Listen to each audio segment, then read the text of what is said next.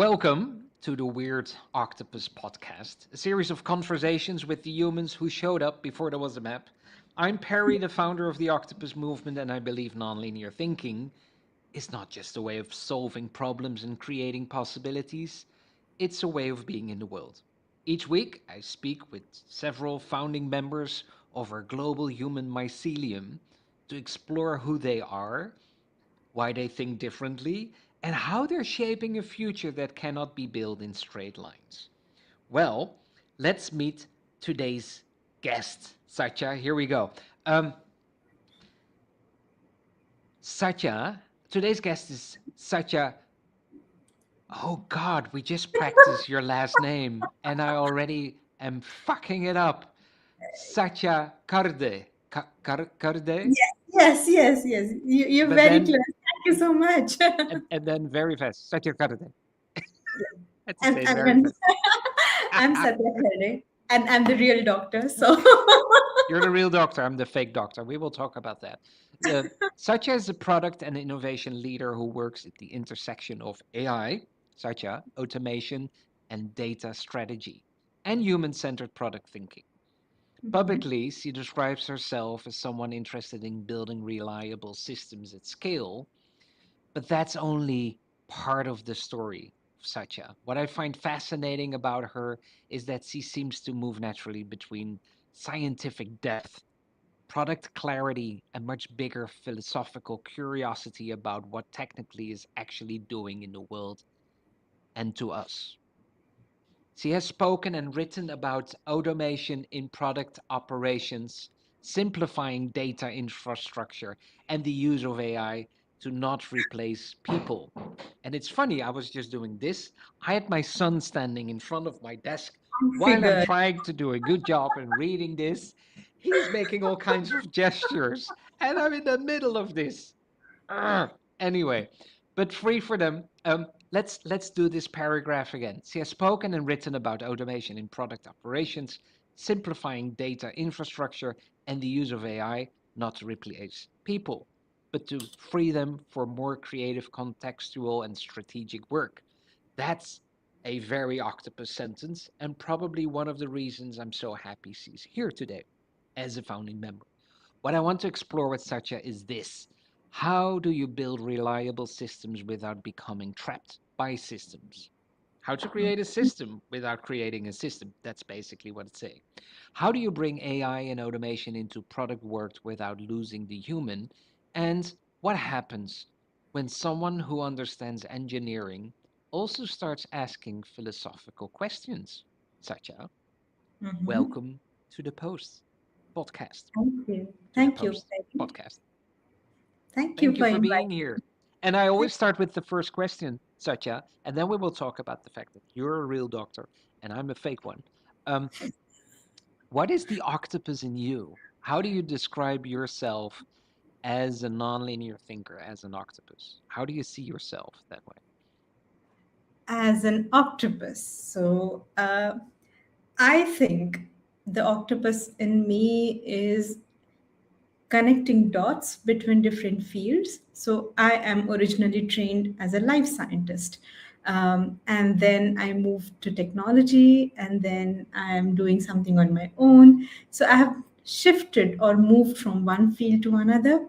I try like all the tentacles of octopus, the brain is my brain, but then the tentacles are different fields of study, of different kind of hobbies. So you can say that I like to be a beekeeper on weekends. I like to garden my little backyard.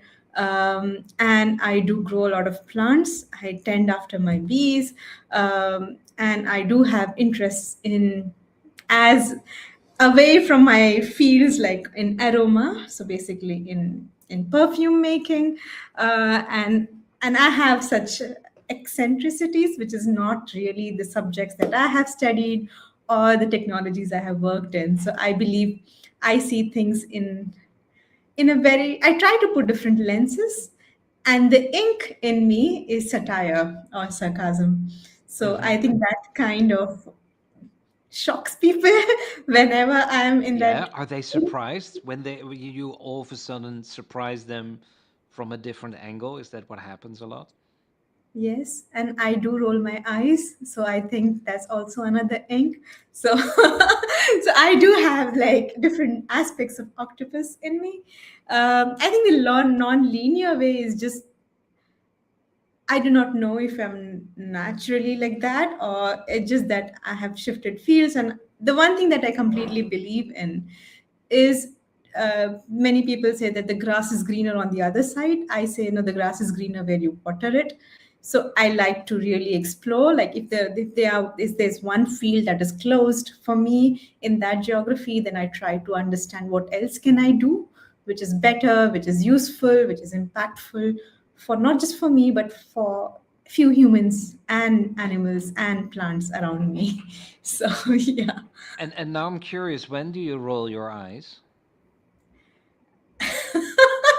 When there is some nonsense going on and I cannot express in words, but I think my face has subtitles, so it Really? does Yeah. say that. Yeah. When is that, when there's nonsense? When people are very confident in themselves, when you know that it's not entirely true? Is do I have to put it that way? What is I, nonsense to you? for me, nonsense is confidence with ignorance. Hmm. You know, when you do not know something and you just are very confidently saying it, then definitely I do roll my eyes.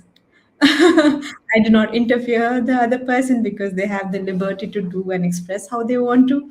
So do I. So But do you also have the liberty to respond to that? yes, Yes. yes. Do I you? try. I will Nah, stop talking about rolling your eyes, but I find it interesting. Um, so final question about that. Does it happen a lot? I am now very cognizant about the fact that I choose rooms where I don't have to. Mm. Roll.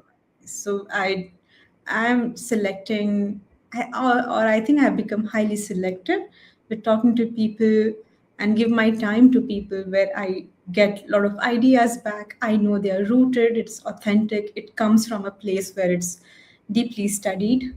Hmm. And I try not to go into the rooms where it's all about being the god. So yeah. How do you select that? Is that, are you using your gut feeling in this, or do you do research, or are you just being very cautious and just, come into the room, see a little bit how it goes, and then make up your mind? How do you test that? I must say, I will give a very cliched answer. It depends. So, for example, I have been in many rooms where people talk about innovation for women or women's healthcare and so on. I'm very, very, I'm a woman, so I want to understand the space and see what I can and how I can contribute. But I also see it is at a very initial stages, and very quickly people try and become expert, and this is where I have learned my lesson that I will roll my eyes sooner in those rooms. So Hmm. I try to keep it minimal. But then, where in the rooms where you discuss technology with the future in mind, which is a better humanity or a better world for every living being on this earth, right? That I know after a lot of experience is the room I want to be in, is the room Hmm. I want to contribute a lot. And I know people are coming from different perspectives, but the perspectives is driven by their own data, which is on their experiments, on their work, on their experience, and so on. Do you think experts in whatever field are more of an expert when they don't have to share their expertise all the time? Or is Can you that repeat? too simplified? Well, I'm thinking about rooms, and I think about people that love to share their expertise, and I also know some very interesting and intelligent and well everything kind of people that have their expertise and they don't share their expertise all the time. If you ask for their expertise, they will give you their expertise, but they don't have to constantly, you know, bring Prove. that into the spotlight. And it's, for me, it almost feels like when there's a lot of presence in look at my expertise, I'm always wondering if that's really expertise then a little bit. I do know that. For example, I, as a human, right, like if I know a subject at depth, I'm even more cautious to talk about it because I Hmm. know I may be wrong in different angles because I have not studied that one particular topic well. So I may be misinformed. I just know that I may be also not in the right position to talk about it. But then there are places where I just know a little bit, but I try and talk about it as if I'm an expert. I have those facets to myself. This is where I know, okay, if a person is quiet and asked, okay, can you give me your opinion or your understanding? And if this person takes some time and talks about it in a calmer, quieter, but in a thoughtful way, I know this is coming from a place of study. Hmm. But at the same time, if I ask someone, hey, how do you make a certain recipe or something, and this person has just made it once and do not know all the failure rates, but was successful just by one time making that dish or a recipe, I know that it comes from a different place and not an expertise. Yeah. How do you so it's fascinating to listen to all the different angles that you see and that you're coming from um, in science, in products, in philosophy, in AI. It feels like you're combining everything, but then not in a generous generalist way of using that. Um, we're talking about expertise, and I know you a little bit. We see each other once a week at Min's Modcast together with Min and Mo, and always having fun. Um, how how does it work for you to know so many different things, but you also want to know them by depth? So Mm-hmm. how do you how do you take care of your curiosity? Are you getting lost sometimes that you're like, oh, I'm diving way too deep. I just need to know this and it's enough, but I can't help myself to go like this deep. And now I know so much more about it, but that wasn't even the goal. This wasn't even the planning to go there.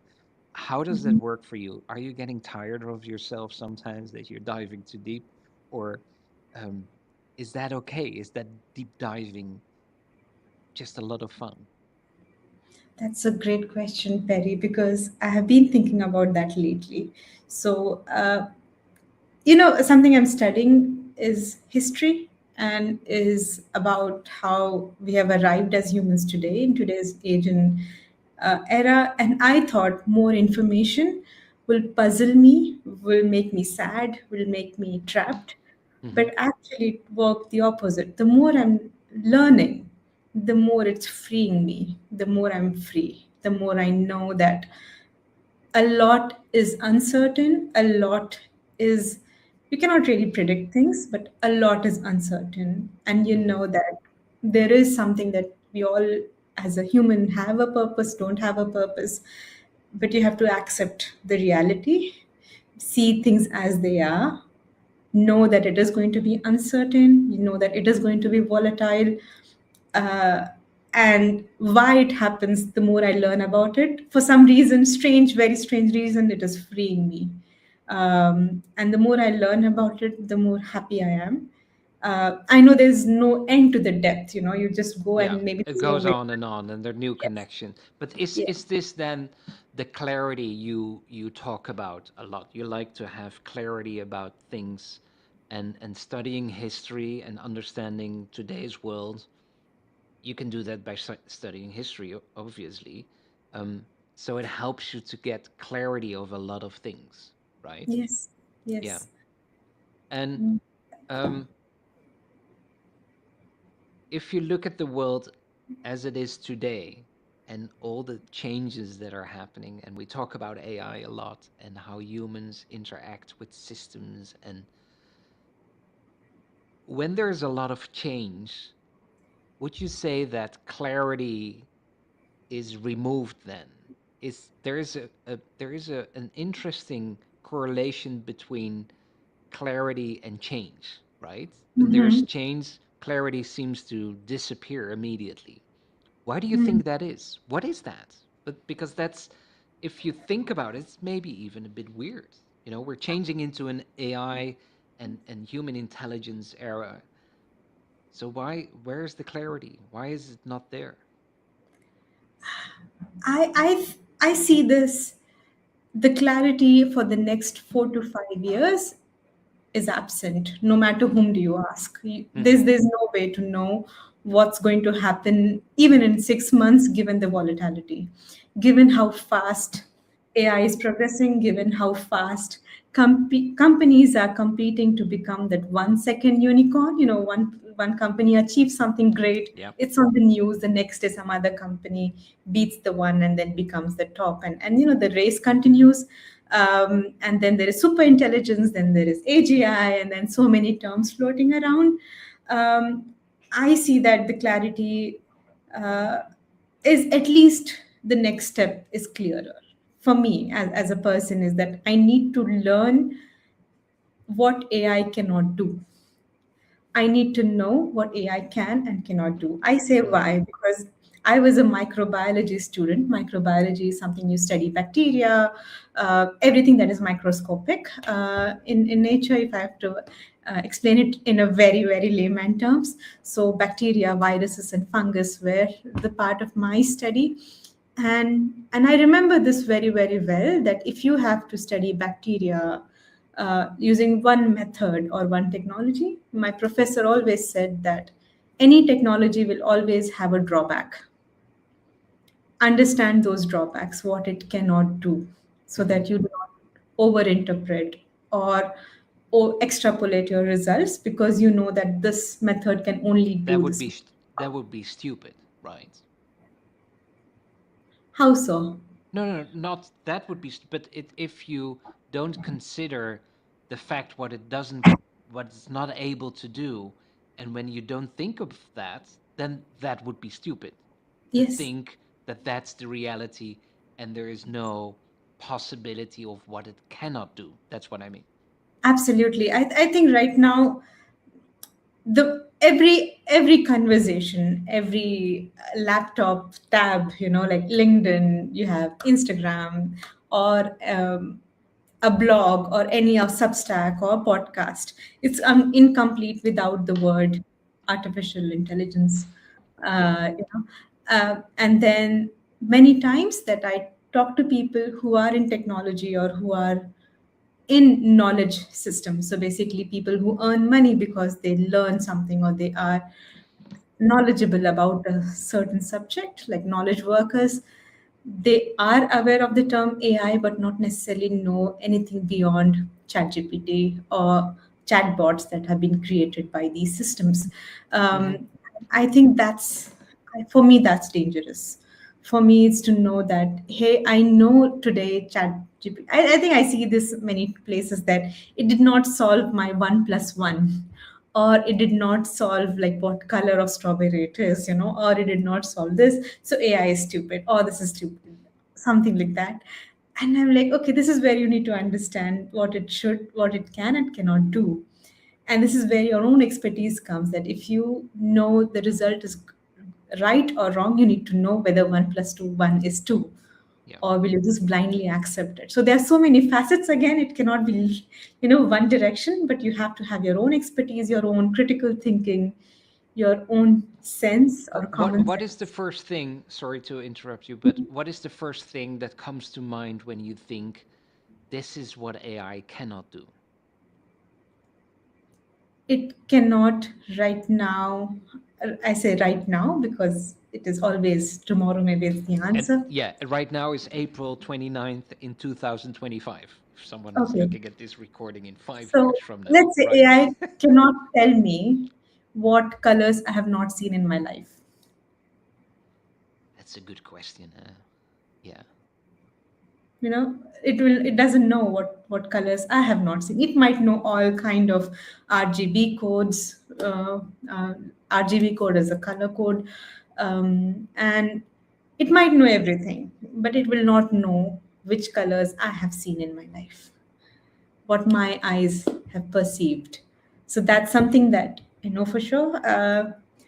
The other thing is also about my own thought process. I have not downloaded my thought process to a system that I know has drawbacks. And how do I know that AI has certain drawbacks, you may ask?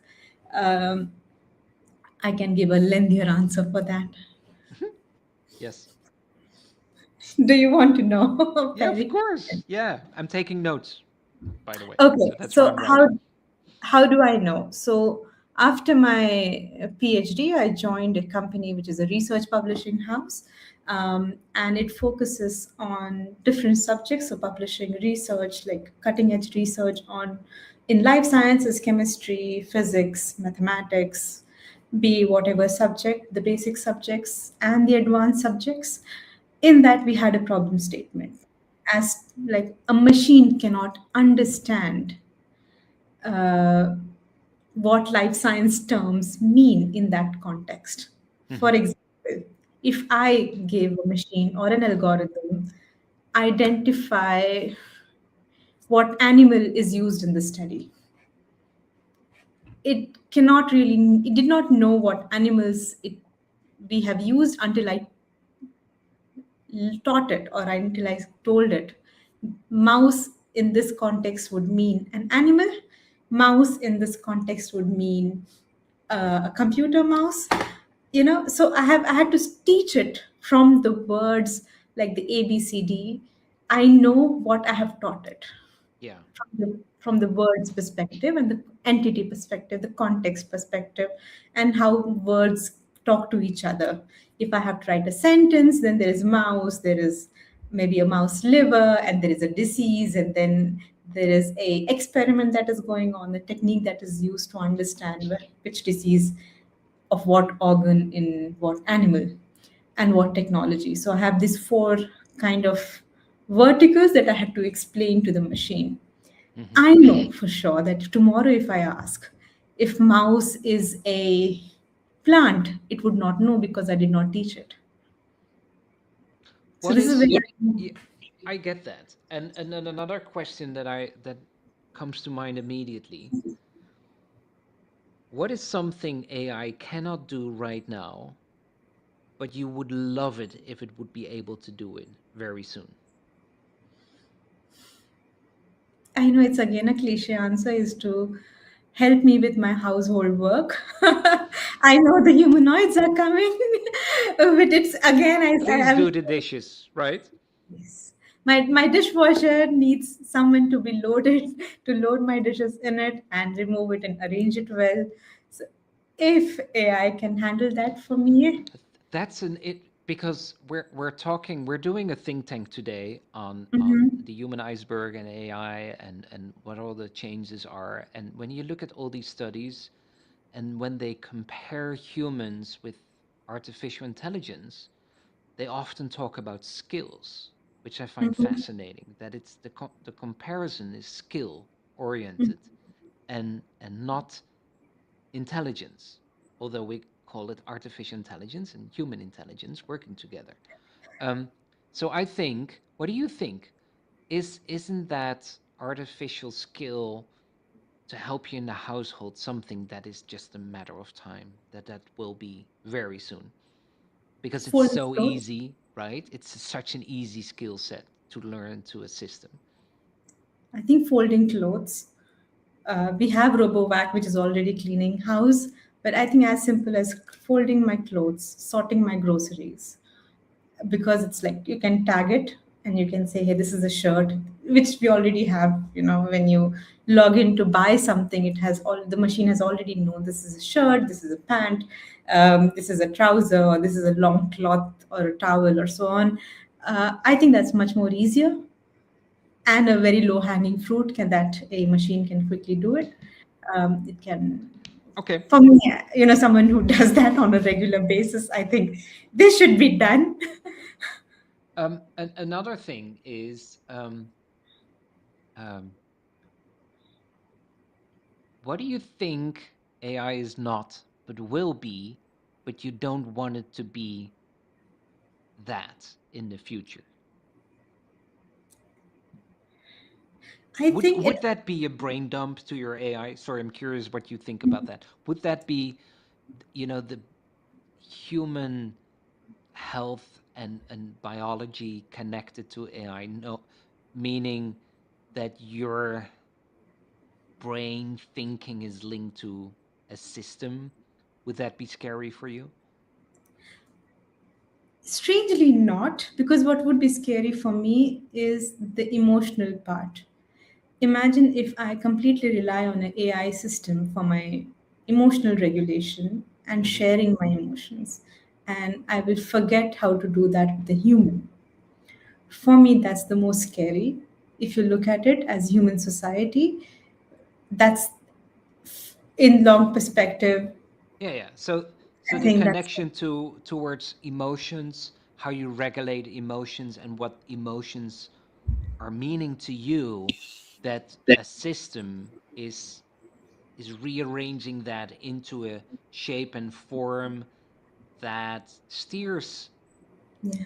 humanity into something where we don't want to go. Is that what you mean? Absolutely, and that is being controlled. We all know that it's a capital. We are living in a capitalistic society, so we only a few companies would control how I would feel about a certain things and how I will not feel about a certain things, and it would know what triggers me. It would know what calms me. It would know what will push me into depression, or rather, it will start teaching me when to be depressed, when to be happy, when to be sad. Hmm. uh, Biology on me for me it's like, okay, there are a lot of diseases that needs to still be taken care of. If a system knows about my body, and knows about my blood reports and so on, if it can help me cure that, I would be happy, because there are a lot of Fine. Yeah. diseases Yeah. that are people need to know answers that we do not have yet. Hmm. Then these are, once the system knows, then it becomes temporary. That you have a disease, then you will have a cure, or you know how to manage it, or you know how to prevent it. But what about emotions that we live day in and day out, that determine whether I move to one country, and that determine whether I will get married, or my belief in different systems, the current systems that we have Yeah. built, right? Like, When is it still you, and when is it you alive within a system? And we're already there a little bit a in little bit, yeah. some forms and ways, right? I've two more questions, Satya, for the Mhm. 2 minutes that we have left. um, One question is, from so many different angles and things that you're doing, and so many rabbit holes and understanding and creating clarity, what is something you're very curious about today? What's on your mind? I am curious about how, if it is about AI or it's just in general. Like, what do you Just ask? whatever, anything. I'm very curious about how human society will evolve. Why I say this is because, on one hand, we are talking good about AI and bad about AI, but then there's something called as climate change that is coming very fast at us. And then I'm very surprised how, if I know so much from the text and from the YouTube and everything else that is around me, people who are leading organizations or countries, they know much more. And yet, if we still decide to do something that is harmful to humanity or to people in general, what are the repercussions? How we as human society would evolve? Do we rebel? Do we accept the situation? Do we continue to just close our eyes and accept what is happening? I'm very curious about that, to be Hmm. honest. I Yeah. know I don't want to be controversial, but I am. Would be interesting, Satya, that in 20 years from now, we're looking back at this interview and we talk about it again. Shall we do that? Yes, I yes, will and be I 70, and I like this old, old fart. And like, hey, Satya, we need to talk about this interview 20 years ago. This is what happened. That would be interesting, right? Yes, and someone wrote a comment. Uh, Again, like he said, it's funny how we are not talking about dangers of outsourcing our emotional intelligence to AI, but we are seeing it unfold in real time. Yes, It's true. absolutely, Yep. Thank you, absolutely. Akin. Yeah, it's absolutely true. Um, Sorry, final question. A question I always ask, my favorite question as well. You can whisper a sentence in everybody's ear all over the world in their own language at the same time. What would you whisper? What's the sentence you want to whisper in everybody's ear?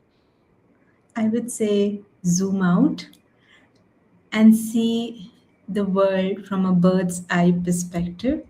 How different, be an audience to your game, but also player, like try and move your roles a bit, but essentially zoom out, see things from different perspectives, and then come back, and then zoom out, and then come back. See the bigger picture, people, right? Yes, Thank you for being here, Satya, and not thank you. just in the podcast, but also in the movement as a founding member and with the Min's modcast every week together with Min and Mo. It's so much fun. And if you're listening and you feel a spark, please follow it.